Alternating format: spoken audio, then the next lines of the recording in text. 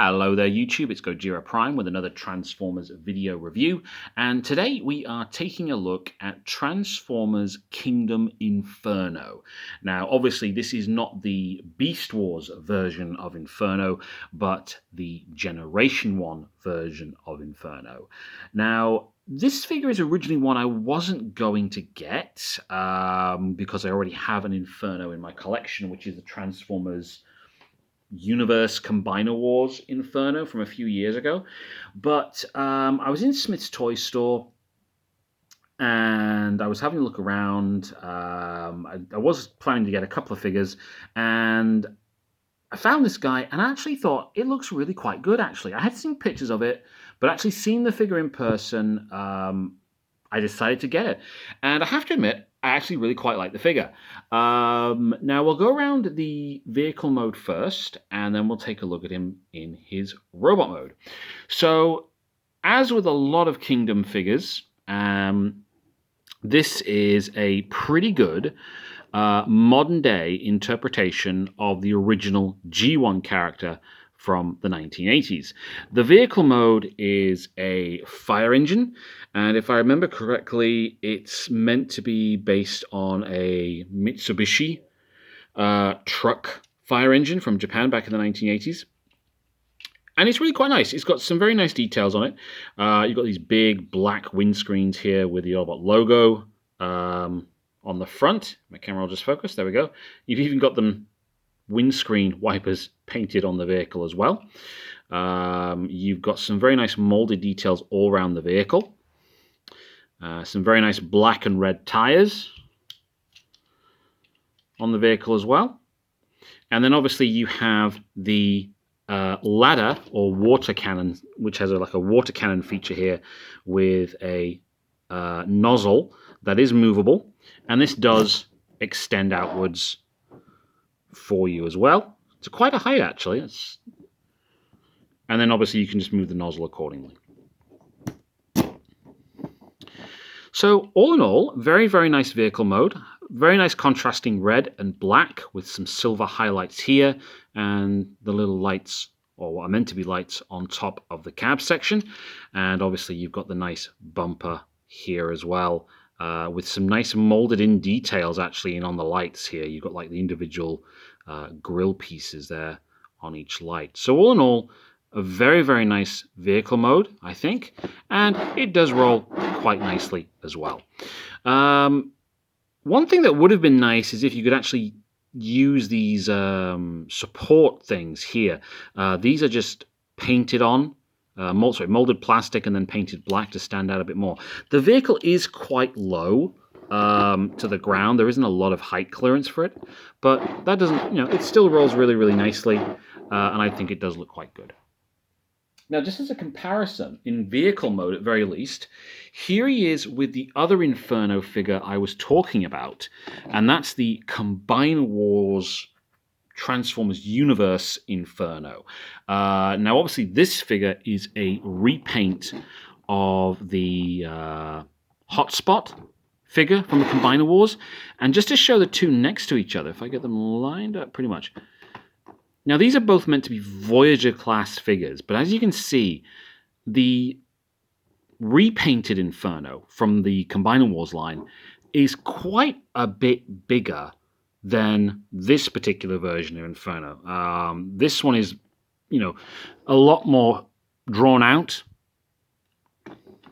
while this one is, this one compacts in quite nicely into its vehicle mode. And then obviously you attach the accessories to it. But yeah, I mean, like I said, I wasn't going to get this guy because I already had this guy. But I've never been particularly, I'm not 100% happy with this figure. And found this figure in the shops, really liked the look of it, and I got it, and I'm glad I did. So yeah, very nice vehicle mode compared to this one. So what I'll do is I'll just pause the video, I'll get Inferno transformed, and then we'll take a look at him in his robot mode. Okay, so now here we have Inferno in his robot mode. Now there are a couple of things left to do with him, and that involves mostly his accessories, which I'll just run through very, very quickly. Now, first off, here is the Nozzle Cannon that was attached to the top end of the ladder section. And basically what you do with this is you can stick this onto this peg that is next to Inferno's head, like so. And then you've got that as a weapon on his head. And then you also have his hand laser cannon, if that's what it was, I can't specifically remember, which can go into either of his hands in these peg holes here. Now, if you don't want to use this, you can store it somewhere. I've completely forgotten where in robot mode you can actually store this guy.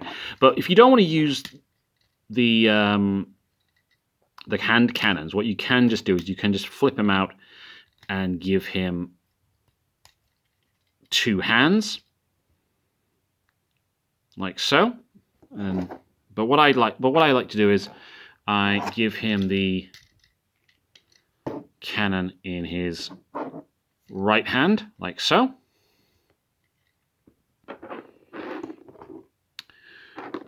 Then you've got these 2 spools of piping, which are meant to be hose pipes.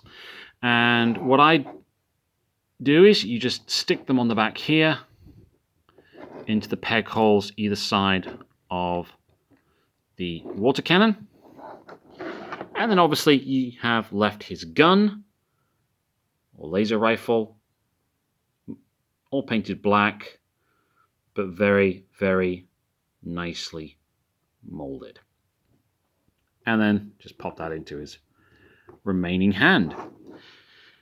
Now, I never had the original G1 Inferno when I was a kid growing up, but comparing this guy to the images on the TF Wiki website of the original toy, this is bang on the money for a modern day interpretation of Inferno. I really do like how this guy looks. I mean, I really do like how he looks. And with the other Kingdom figures I've got in my collection, granted I don't have a lot of Kingdom figures, but compared to all the ones I have from this line and from the Earthrise line, articulation on this guy is great.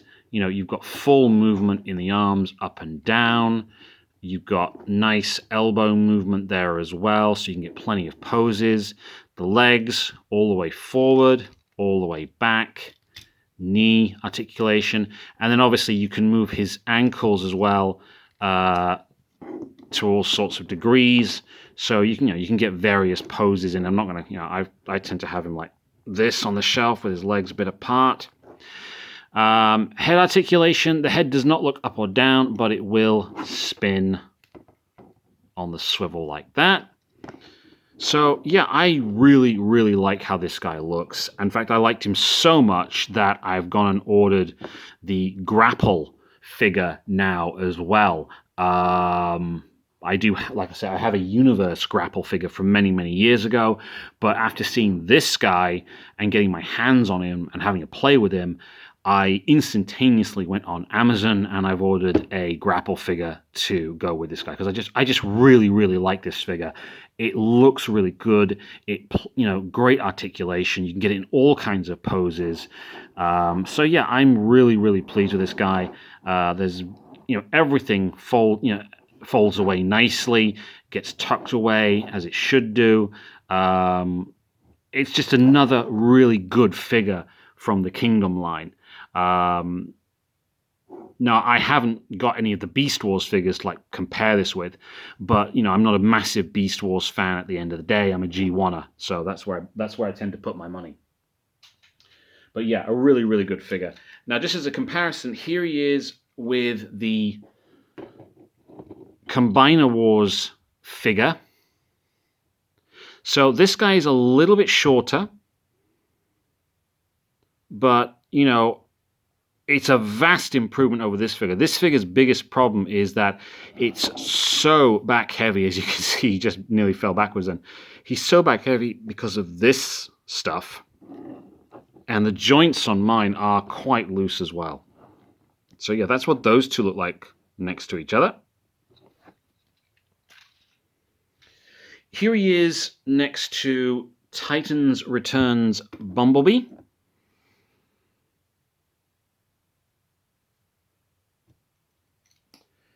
And here he is next to Earthrise Optimus Prime.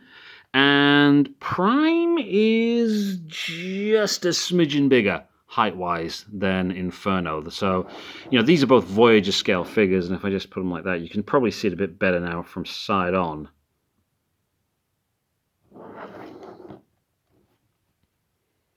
And then finally, here he is next to another one of my more recent acquisitions, Leader Class Grimlock from the Studio Series line. And these scale really, really well together as well.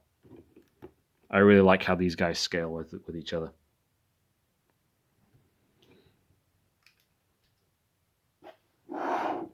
So, is Inferno worth getting? Absolutely. I really, really like this figure. I really, really enjoy it. I think the vehicle mode looks really good. The robot mode looks really good. You get a nice number of accessories with the figure as well.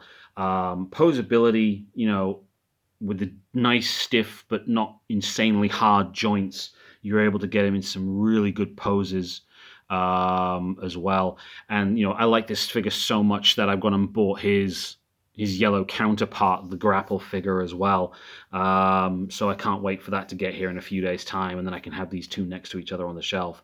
So yeah, if you're able to get Inferno, he's out now. I got mine from Smith's in Preston. They had a few of them left there when I hit the shops this morning.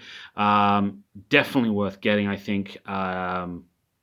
Absolutely. So yeah, if you can get the guy, get him. You won't regret it. So I hope you've liked the video. Please hit the like button. Please comment. Please subscribe, and have a very good day.